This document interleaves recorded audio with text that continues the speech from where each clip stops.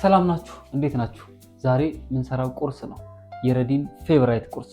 ይህንን ቁርስ ከበላችሁ ሌላ ቁርስ በፍጹም አምራችሁ ሁሌ አምጡኝ ይላችኋል። ስለዚህ እስከ መጨረሻው ድረስ ተከታተሉን። እስከ መጨረሻው ከተከታተላችሁ አትክልትን የምትሰሩበትን መንገድ ሙሉ ለሙሉ ትቀይራላችሁ። ይህ ብልህ ማዕድ ነው፣ ምግብን በብልሃት የምንሰራበት የብልሆች ስፍራ። ጠብቁን።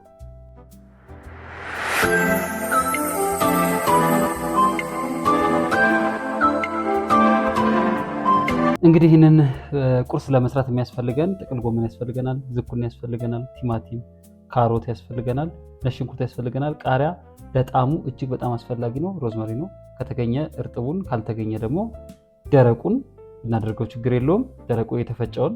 ስለዚህ እነዚህን ተጠቅመን ወደዚህ እንቀይራቸዋለን። እንግዲህ ያያችሁትን ግብአት ነው የምንጠቀመው። ምን መሰላችሁ ሚስጥሩ?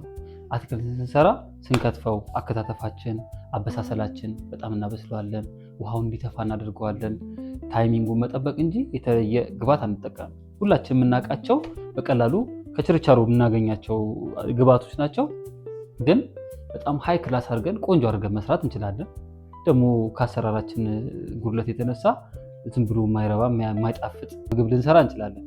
ስለዚህ ሁላችንም በደንብ ተጠንቅቀን አበሳሰሉን ጠብቀን ቆንጆ ቅመም፣ አሁን ሮዝመሪኖ ከባድ ነገር አይደለም ማለት ሮዝመሪኖ በመጠቀም ብቻ ጣዕሙን ሙሉ ለሙሉ ልንቀይረው እንችላለን። ይሄ ግን የሚሆነው ከአበሳሰሉ ከሂደቱ ጋር ነው። ያው ቪዲዮአችን ዋናው ዓላማው ማስተማር ስለሆነ የገባንን ያወቅነውን እናስተምራችሁ ብለን ነው። አሁን በትኩረት ትከታተሉኛላችሁ። ካከታተፉ ጀምሮ ከአበሳሰሉ፣ ከታይሚንጉ፣ ካጨማመሩ ጀምሮ በደንብ ትከታተሉኛላችሁ። የሚፈጀው 10 ደቂቃ ብቻ ነው። በ10 ደቂቃ ውስጥ ይህንን ምግብ ሰርተን ልጆቻችን ለእኛም መመገብ እንችላለን። ጠብቁ። አሁን ስራችንን እንጀምራለን። ዝኩኒያችንን ስንከትፍ ምንጊዜም አሁን የምንሰራበት አትክልት አንድ አይነት አከታተፍ ነው መክተፍ ያለብን። አከታተፋችን ስላይስ ከሆነ ስላይስ፣ ካልሆነ ደግሞ በቁመቱም ከሆነ በቁመቱ ይህንን እናወጣዋለን ከዝኩኒያችን ውስጥ። አሁን እኛ ለምንሰራው አሰራር አይሆነንም ይሄ አትክልታችን። ስለዚህ ይህን እናወጣዋለን። አሁን ይቺ ወስጧል። ከዛ በኋላ ስንከትፍ በዚህ በቀጭኑ ቶሎ እንዲበስልልን በቀጭኑ አድርገን እንዲህ በቁመቱ። ሌላ አከታተፍም ካለ ትችላላችሁ፣ ግን ተመሳሳይ መሆን አለበት። የሁሉም አከታተፍ የተወሰነ የተመሳሰለ አይነት ነገር መሆን አለበት። ስለዚህ ዋናው የምግቡ አንዱ ሚስጥር ያለው አከታተፉ ላይ ነው። ችላ እንዳትሉት፣ እንደ ዝም ብሎ ነገር እንዳትወስዱት ብዬ ነው። እንደዚህ ትከትፉታላችሁ። ይሄን ወደ ጎን እናድርገው። ቀጥሎ ካሮት፣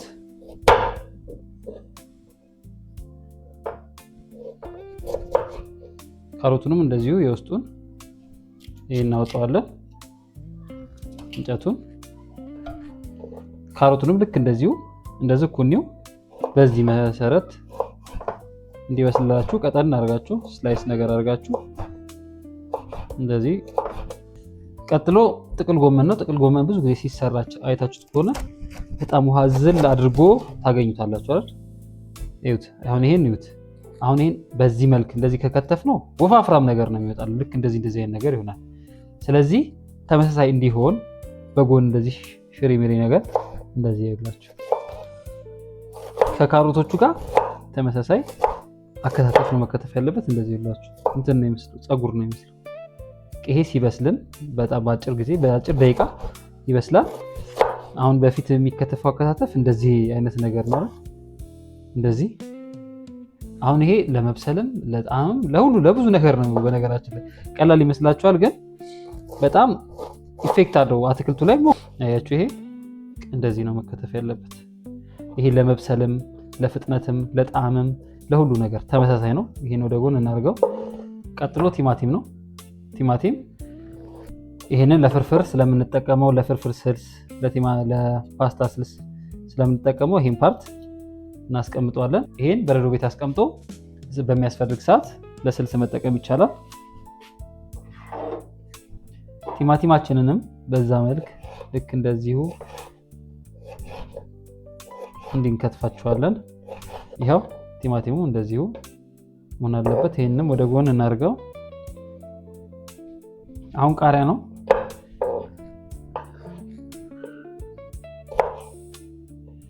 ቃሪያችንም ለሁለት እናደርግና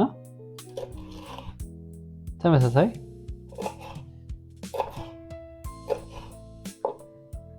ሌላው ሮዝመሪ ነው። ሮዝመሪ ይሄ እዚህ ጋር እንቡጥ ነገር ስለሆነ ብንከትፈው ችግር የለውም። ደቀቅ አድርገን እንዲከተፍ ነው ሮዝመሪያችን።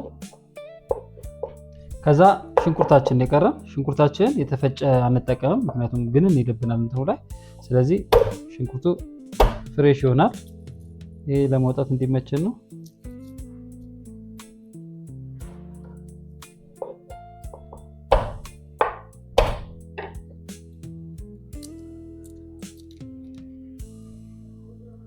አሁን ወደ ስራችን መሄድ እንችላለን ማለት ነው።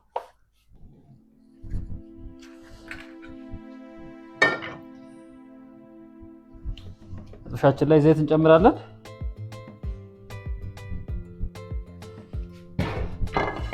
ዘይታችን ካረግን በኋላ ነጋሉን ቼክ እናደርጋለን። አንድ ካሮት አድርገን ነው ግሎልናል።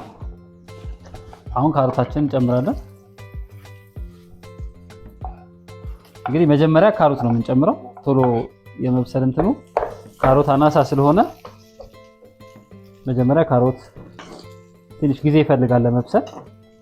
ከዛ የሽንኩርታችንን እንትን እንዲወስድልን ዘይቱ ሽንኩርታችንን አሁን ቀድመን እንጨምርበታለን።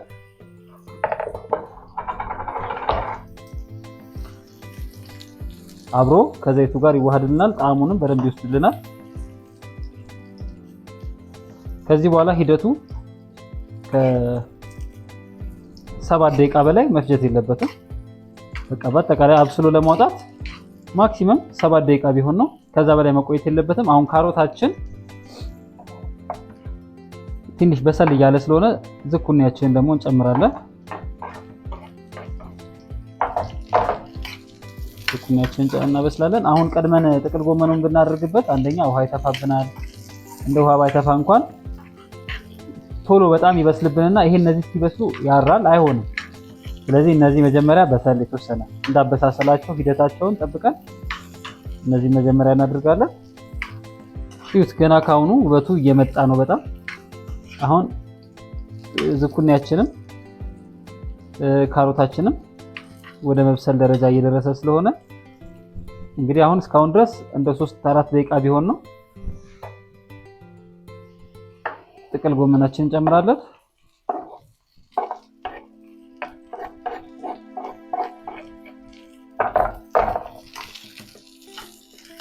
ምንም አይነት ውሃ አንጠቀምም፣ አደራችሁን ተጠንቀቁ። ውሃ በፍጹም አጨምሩም እዚህ ላይ።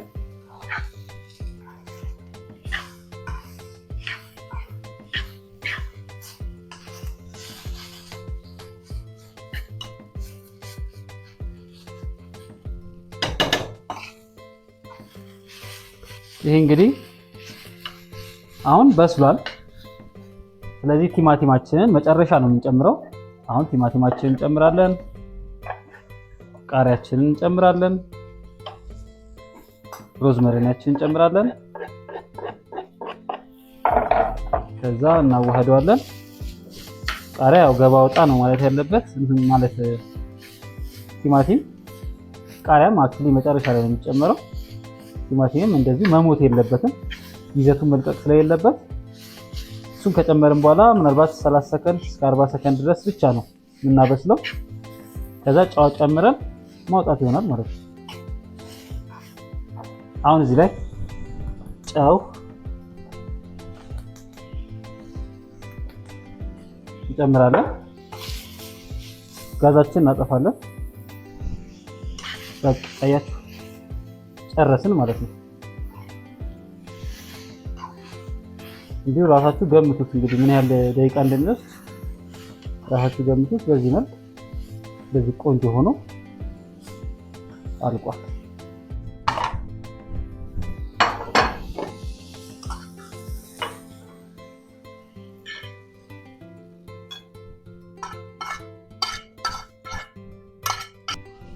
ይሁት እንግዲህ እንዴት እንደሚያምር እጅግ በጣም የሚያምር ቆንጆ እንትን ነው። ይሄን እንግዲህ ዳቦአችን ላይ በማድረግ ሳንድዊች አድርገን መብላት እንችላለን። ከፈለግን ደግሞ በእንጀራ አድርገን መጠቀም እንችላለን። ዳቧችን ላይ ካስፈለገን ካቻፕ ልጆች ከሆኑ በተለይ ይወዱታል። ካቻፕ እንቀባውና አቮካዶ ካለን ደግሞ በአቮካዶ ማድረግ እንችላለን። ካቻፓችን ቀብተን ከዛ በኋላ ይሄንን እሱ ላይ በማድረግ